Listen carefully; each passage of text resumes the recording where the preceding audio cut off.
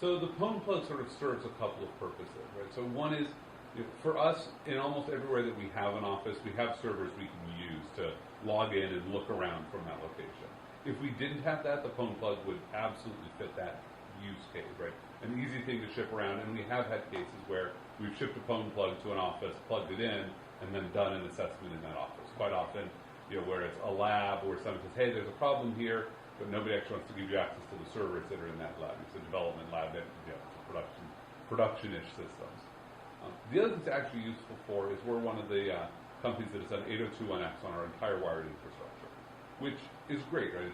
It raises the barrier for adversaries who might wander in, or even sometimes for our own guests who might come in and plug in, automatically puts them onto guest lands.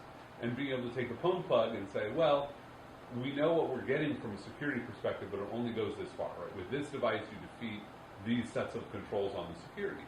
Doesn't mean it's not worth doing, but it's very important for us to see that and to have a concrete representation in conversations was actually very useful. Mm-hmm. When we were looking at what we were going to do beyond that, we would actually carry a Pwn plug with us into meetings. And when somebody would say, well, how hard is it to break 802.1x? We'd say, well, you don't actually break 802.1x, which here's what you're really doing, and we pull out a Pwn plug. We say, look, this is all we have to do. Plug this in, wire through it, and now we have these sets of capabilities.